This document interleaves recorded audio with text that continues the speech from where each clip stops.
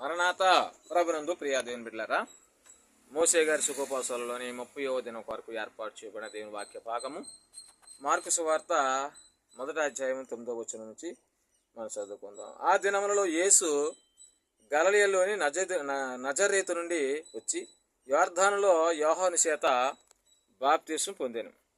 వెంటనే ఆయన నేలలో నుండి ఒడ్డునకు వచ్చుచుండగా ఆకాశం చీల్చబడుటయు పరిశుద్ధాత్మ పావురములే తన మీదకి దిగి వచ్చుటయు చూశాను.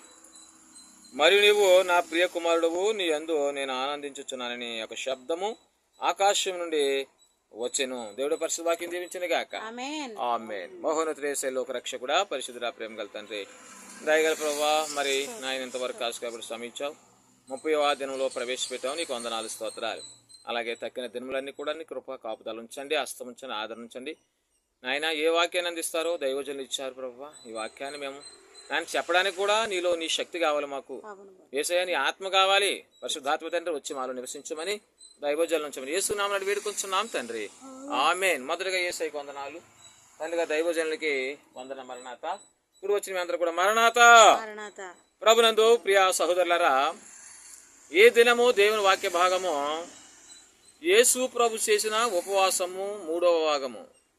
యేసు ప్రభు చేసిన ఉపవాసము 3వ భాగము దైవజనుల తండ్రి గారు దేవదాసాయి గారు వివరిస్తూ మనకు తెలియజేసిన మాటలు ఈ పుస్తకంలో రాశారు.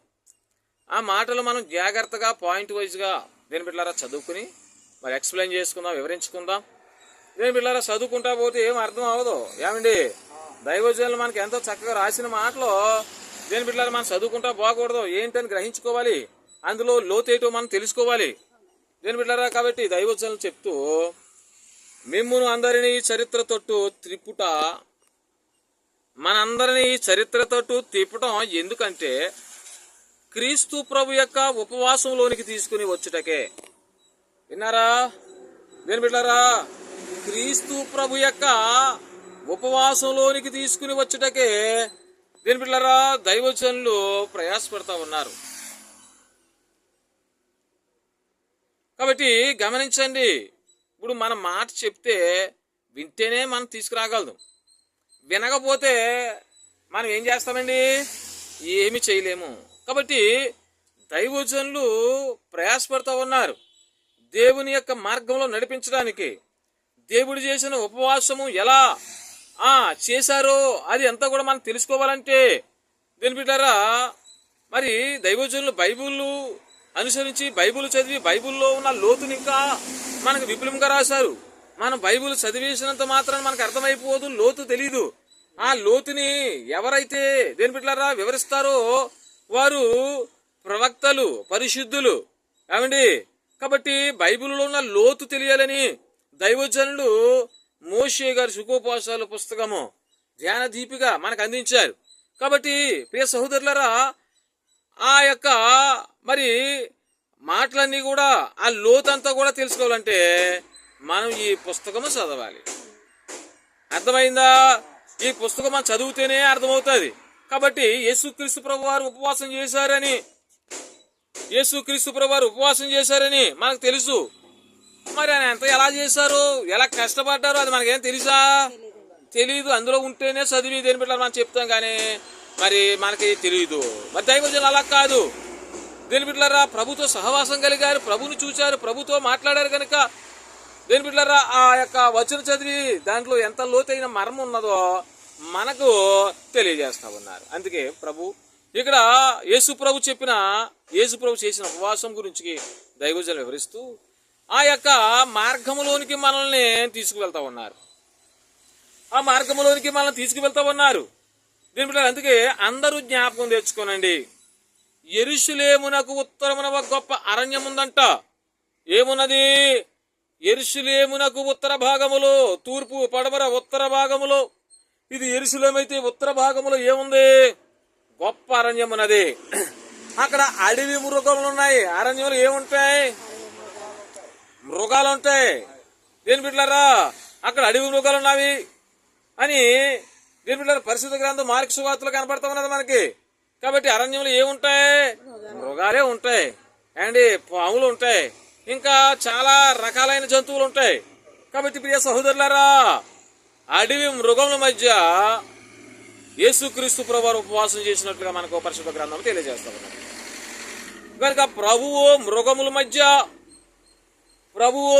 మధ్య దేని బిడ్డలారా అక్కడ ఉపవాసం ఉన్నారంట.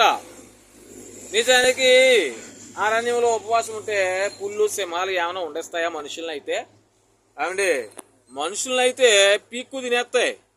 దేని బిడ్డలారా అదే దేవుణ్ణి అయితేనా నోరు మూసుకుని ఉంటాయి. ఏమండి ఉండవా? నోరు కట్టుకుని దేని బిడ్డ అలా చూస్తూ ఉండాలి తప్ప దేవుణ్ణి నమ్ముకున్న బిడ్డల దగ్గరికి ఆ మృగములు కానీ ఆ పాములు తేళ్లు కానీ విష పురుగులు ఏమైనా దగ్గరికి రావండి. ఎందుకని? దేవుని ఆత్మ నీలో ఉన్నది కనుక నీ చుట్టూ ఆయన అగ్ని కంచి ఉంది కాబట్టి ఏమి కూడా నిన్ను ముట్టవన్నమాట, ఏమి కూడా నిన్ను ఏమి చేయవన్నమాట. కాబట్టి ఎలాంటి అయినా దురాత్మలైన ప్రేతాత్మల దెయ్యాలైనా భూతాలైనా చేతబల చెల్లంతలైనా ఏవైనా దేని బిడ్డలారా నీ దగ్గరికి రాకుండా యేసయ్య ఏం చేస్తా ఉన్నాడు?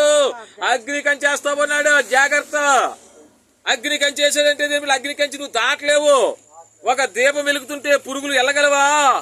వెళితే మాడిపోతాయి. కాబట్టి ప్రియ సహోదరులారా జ్ఞాపకం చేసుకోనండి, యేసుక్రీస్తు ప్రభువారు అరణ్యములో మృగముల మధ్య ఆయన ఉపవాసం ఉన్నారు. ఆ ప్రక్కన దూరంగా పిశాచి పొంచి ఉందంట. దగ్గరికి రాలేదు కదా మరి. ఏంటి దగ్గర రావడానికి యేసయ్య మామూలు సామాన్యమైన మనిషి? ఆయన దేవుడు. ఆయన మానవుని రూపంలో ఉన్న దేవుడు ఆయన. కాబట్టి పిశాచి ఎక్కడున్నాడు? ఆ దూరంగా చెట్టు చోటు నుంచి చూస్తా ఉన్నాడు కానీ దగ్గర రాలేకపోతున్నాడు. ఎందుకని? అగ్ని భగ భగ భగ భగ మండిపోతూ ఉన్నది ఆయన చుట్టూ. అగ్ని దాటి ఇంకెక్కడికి వెళ్తుందని సాతాను వస్తే ఏమవుతుంది? మాడిపోయి మసి అయిపోద్ది. ఏమండి కదా? కాబట్టి బిడ్డలు ఇక్కడ గమనించినప్పుడు దైవజనులు అంటూ ఉన్నారు దూరముగా పిశాచి పొంచి ఉన్నది, దూరము నుండి చూచుచున్నాడు. ఎందుకు? సాతాను గారు దూరం నుంచి చూస్తున్నాడు. ఎందుకని? ఆయన ఉపవాసం చేస్తుంటే సాతాను గారు దూరంగా ఉండి చూస్తున్నాడు. పర్యటన అక్కడ నుండి. ఏమండి ఎందుకంటే ఈ యొక్క ఉపవాస దీక్షను పాడు చేద్దామని, ఉపవాసం చేసే యొక్క వ్రతమును పాడు చేద్దామని ఆ సాతాను గారు పొంచి ఉన్నాడు మీకులాగా. విన్నారా దేని బిడ్డలారా? కాబట్టి గమనించండి, సాతాను గారు క్షణం కూడా ప్రార్థన చేసే వారి దగ్గర ఉంటాడు. వాడిని ఎలా చెడగొట్టాలా, వాడిని ఎలా పాడు చేయాలా, ఆయన ఏ రూపంలో లోకంలాగా లాగాలా, ఆయన ఏ రూపంతో బంధువులతో తిట్టించాలా, అండి ఆయన ఏ రూపంతో శత్రువులతో కూలి చేయించాలని, ఆయన ఏ రూపంలో మడ్ర చేయించాలి, ఏ రూపంలో దీని బిడ్డలారా ప్రతి విషయంలో కూడా ఆడు చెడుగానే ఆలోచిస్తాడు కానీ మంచిగా ఎప్పుడు కూడా ఆలోచన రాదు. ఆడు దురాత్మకు సంబంధించిన వాడు. అర్థమైందండి? వాడు దురాత్మకు సంబంధించిన వాడు ఎప్పుడు కూడా దురాలోచనలు ఆలోచిస్తాడు. మంచి ఆలోచనలు వస్తాయా? కాబట్టి ఎందుకని వీడు దూరంగా నుంచి ఎందుకు పొంచుని చూస్తున్నాడు అంటే, పొంచుని చూసి వాళ్ళు చాలా మంది ఉంటారండి. వీడు దీక్షని ఇక్కడ చేసే దీక్షను పాడు చేయాలని వాడు ఏం చేస్తున్నాడు? పక్కన చాటుగా చూస్తా ఉన్నాడు, కనిపెడతా ఉన్నాడు. ఎక్కడైతే పడిపోతాడు, మోకాలు దిగిపోతాడా, అయితే మనం స్వరపడిపోతాం అతనిలోకి. ఏ పాపం ఆలోచన వస్తుందా, నేను స్వరపడిపోతాం అతనిలోకి అని ఆలోచిస్తూ కూర్చుంటాడండి ఈ దురాత్మగాడు. దురాత్మ ఆలోచనలన్నీ ఆలోచించే వాళ్ళందరూ కూడా దురాత్మ బిడ్డలే అండి కాదా? దురాత్మ ఆలోచిస్తే దురాత్మ ఆలోచన ఇల్లుకి వచ్చింది, నువ్వు దురాత్మకు సంబంధించిన వాడివి. నువ్వు మంచి ఆత్మకు సంబంధించిన వాడు కాదు, పరిశుద్ధాత్మకు సంబంధించిన వాడు కాదు.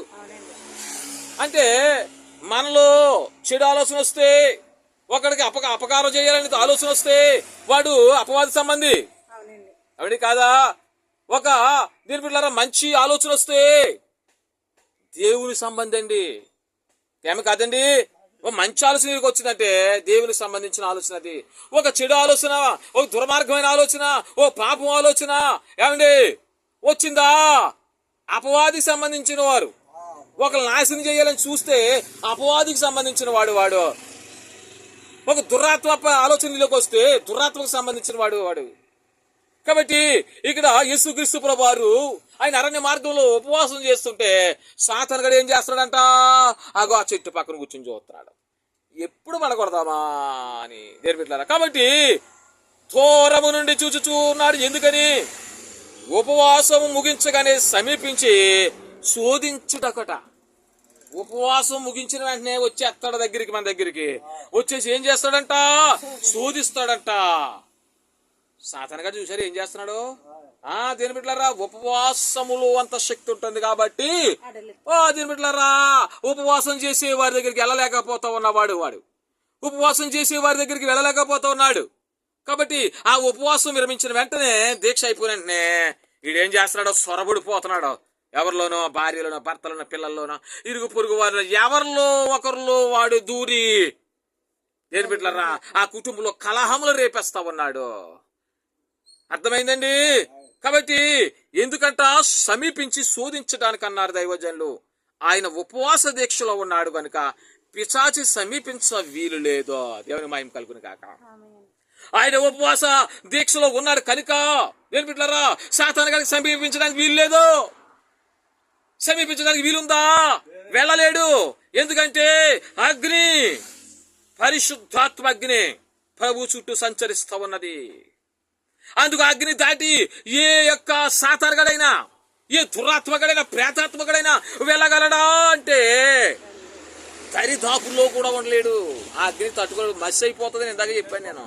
దేవుళ్ళారు కాబట్టి దైవజనులు అంటారు అట్లాగే మనము కూడా అవండి, అలాగే మనము కూడా ఉపవాస దీక్షలో ఉంటే పిశాచి రాలేదు గాని మన ఉపవాస కాలములో వాడు రావడం లేదా వస్తున్నాడు. చూసారా దైవజనులు అంటారు అలాగే మనం కూడా ఉపవాస దీక్షలో ఉంటే దీని బిడ్డలారా మన ఉపవాస కాలంలో వాడు రావడం లేదు కానీ రాలేడు కానీ ఏదో వస్తా ఉన్నాడు అన్న దైవజనులు. విన్నారా? మరి మనం ఉపవాసం చేస్తున్నామా? ఏమండి మనం ఉపవాసాలు చేస్తున్నామా? దీని మీద చేస్తున్నట్టు నటిస్తున్నామా?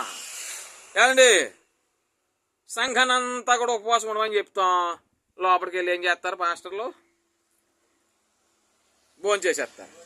దేని బిడ్డలారా చాలా మంది. ఎందుకంటే ఆ బలహీనత వేరు. మరి ఆ బలహీనత నిజంగా ఆ భోజనం చేయకపోతే సంఘాన్ని నడపలేరు కదా, మరి ప్రార్థన చేయలేరు కదా. అలాంటి వాళ్ళు చాలా మంది ఉన్నారు. దేని బిడ్డలారా ఉపవాసంతో ఉన్న వాళ్ళు కూడా చాలా మంది ఉన్నారు. సంఘం కన్నా ఎక్కువ ఉంటారు ఉపవాసం. పాస్టర్ గారు, పాస్టర్ అమ్మ గారు నిజంగా సంఘం ఏముంటుంది ఉపవాసం? సంఘం కంటా ఎక్కువ ఉన్న వాళ్ళు పాస్టర్ గారు, పాస్టర్ అమ్మ గారు ఉపవాసం ఉన్నారు, చాలా మంది ఉన్నారు. కొంతమంది దేని బిడ్డలారా ఆకలికి తట్టుకోలేని తినేస్తూ ఉంటారు. దేని బిడ్డలారా చేస్తే ఉపవాసం చేసినోడికి విలువ ఉంటా, తినేసినోడికి విలువ ఉంటుందా?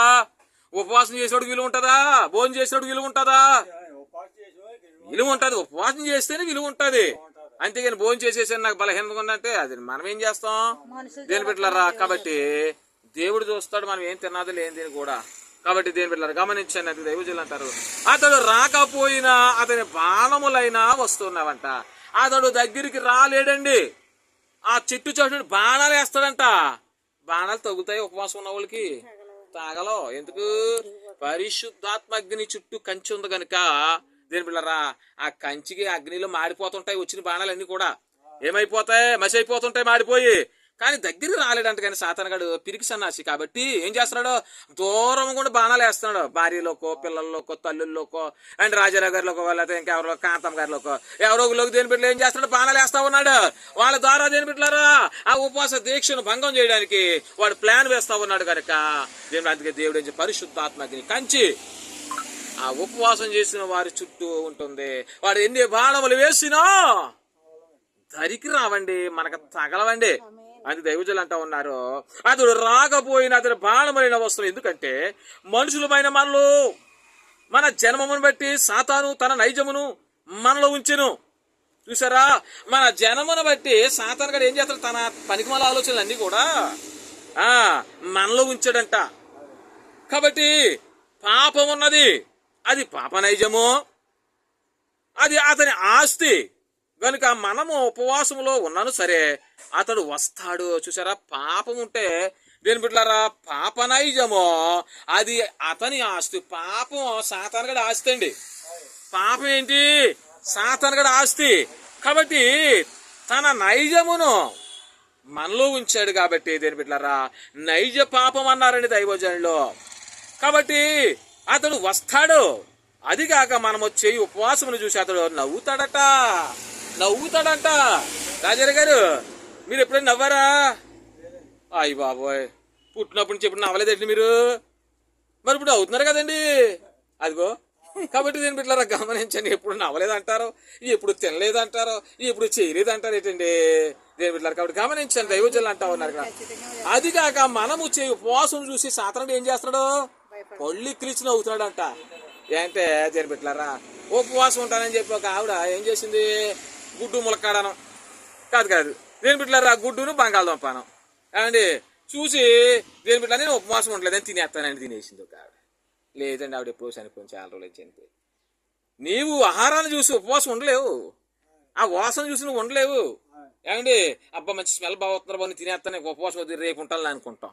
దేని బిడ్డ ఎప్పుడు అలా చేయకూడదు. నీకు ఎలాంటి ఆహారం తెచ్చి పెట్టినా అసలు దాన్ని చూడకూడదు, దాన్ని ముట్టకూడదు, దేని బిడ్డలారా దాని వాసన పీల్చకూడదు. అంతే, అదే ఉపవాసం అంటేనే. అందుకని దేని బిడ్డలారా చూసింది అలా దేని బిడ్డల మనం తెచ్చారు కదా ఇప్పుడు ఎడతారని చూస్తే ఇంకో ఉపవాసం ఎందుకు? ఏమండి నేను తినేస్తానని దేని బిడ్డలారా బంగాళదుంప కోడిగుడ్డు తినేస్తే ఎలా కుదురుతుంది అని బలం వచ్చేస్తుందా, శక్తి వచ్చేస్తుందా?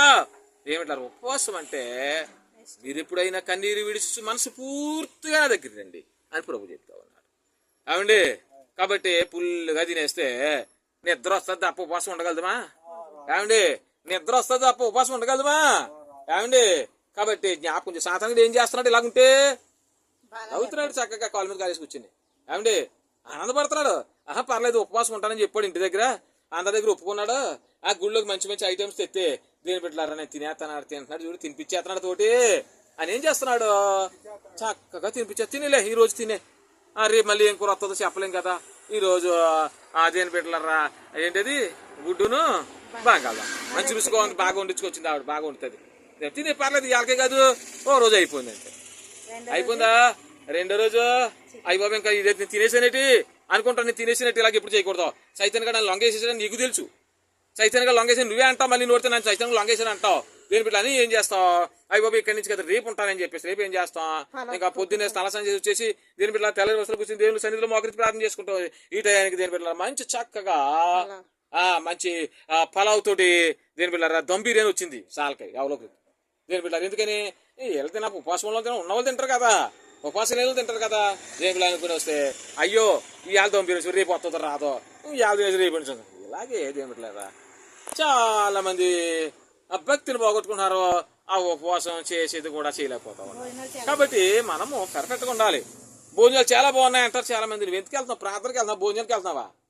అండి ప్రార్థనకి వెళ్తున్నావా, భోజనానికి వెళ్తావా? అది ఇప్పుడు వెళ్ళే వాళ్ళు అందరూ భోజనానికి వెళ్తున్నారు. నిజంగా మీరు అన్నట్టు ప్రియ సహోదరులారా ఎప్పుడు కూడా భోజనం ఇంటిగా తింటలేదా? మనం వండుకుని తింటలేదా?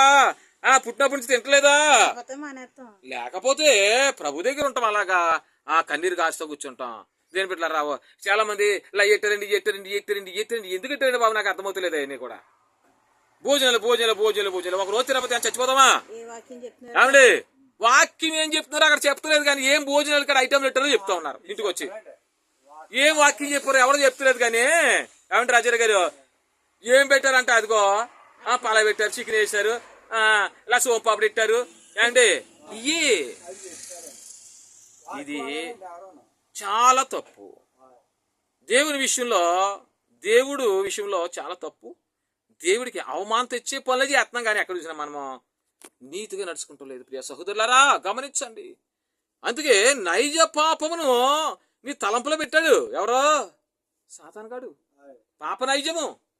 నేను బిడ్డలారా అందుకు దైవజనులు అంటా ఉన్నారు నవ్వుతున్నాడు ఆయన. ఆ నవ్వాడంటే కారణం ఏంటి?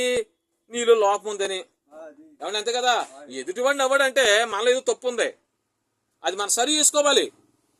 సరి చేసుకోకుండా నవ్వాడు నవ్వుతున్నావు నాకెందుకులే అని పట్టించుకునే వాళ్ళు చాలా మంది ఉన్నారండి. ఇంకా అలాంటి వాళ్ళకి మార్పు ఉండదండి, పరలోక రాజ్యం ఉండదు, రక్షణ మార్గం ఉండదండి. ఏదో అంతే తాతకాలం నలుగురు వెళ్ళారు, దేని బిడ్డ నేను వెళ్ళానని వెళ్తుంది తప్ప ఇంకా రెండో మార్గము ఉండదు. అంటే దైవజనులు అంటా ఉన్నారు ఇక్కడ.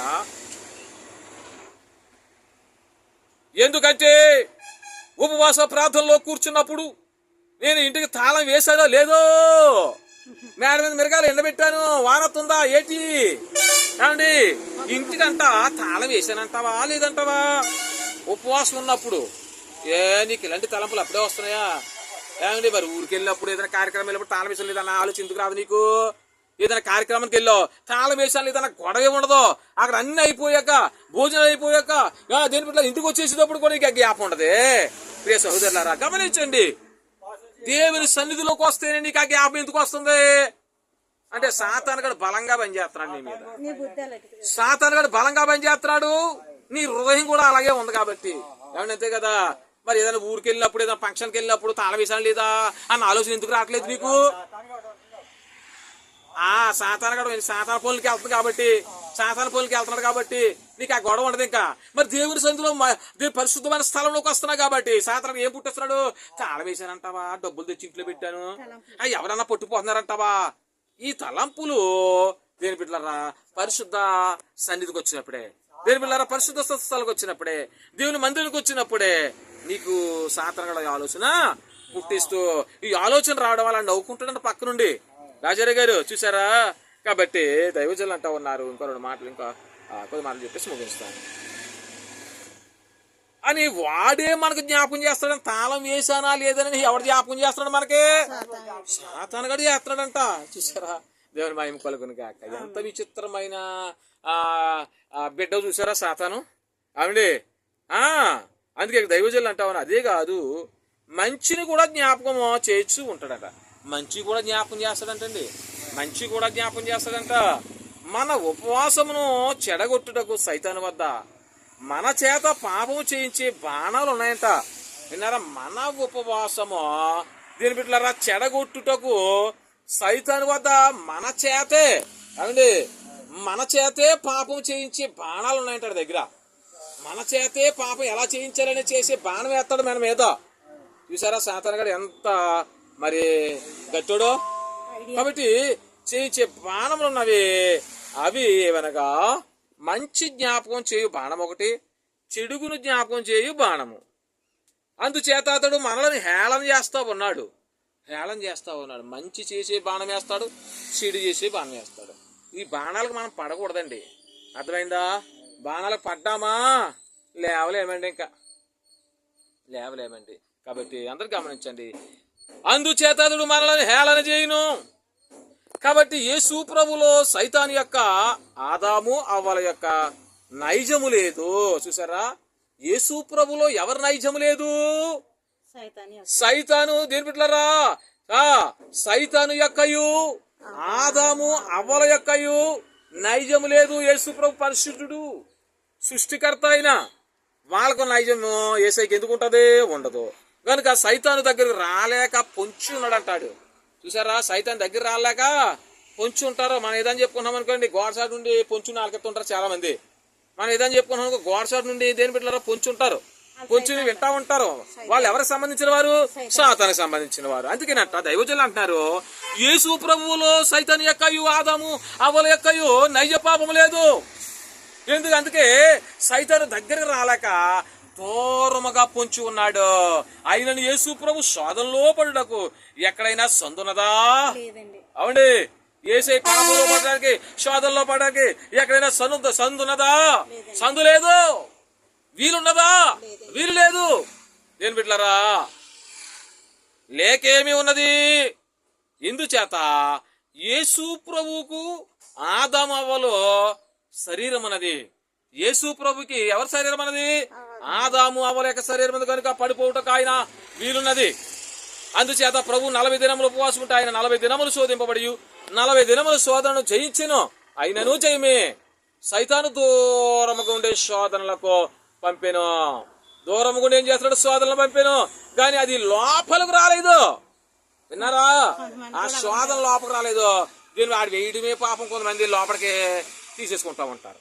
సాధారణంగా ఇంకా బాణం వేయడం వేసే అంటారు వీళ్ళు, పాపం చేసేవాళ్ళు. ఏమండి? సాధారణంగా బాణం వేయడు వేస్తే బాగుంటుంది అనుకుంటాడు, ఈ లోగాన్ని వేసే అంటారు, వేసేసుకుంటారు బాణాలు. దేని బిడ్డ అలాంటి బాణాల్లో మనం పడకూడదండి. సాధారణంగా వేసే బాణంలో మంచి బాణాలా? దేని బిడ్డలారా? నాశనం చేసే బాణాలు ఎత్తాడు వాడు. సాధారణంగా అంటే మామూలుడు కాదండి. కాబట్టి దేని బిడ్డలారా ఎలా నాశనం చేయాలో తెలుసు. అందుకే దీని సైతాను గాడు దూరం కూడా శోధనలు పంపాను, కానీ అది లోపలకు రాలేదు. కాబట్టి గమనించండి, శోధనకు లొంగిపోకూడదండి. శోధనకి ఎదిరించాలి. శోధన ఎదిరితే సైతాన్ని ఎదిరించినట్లే జయం కలుగుతా ఉంది. దేని బిడ్డలారా? దేవుని మహిమ కలుగును గాక. మరణాత.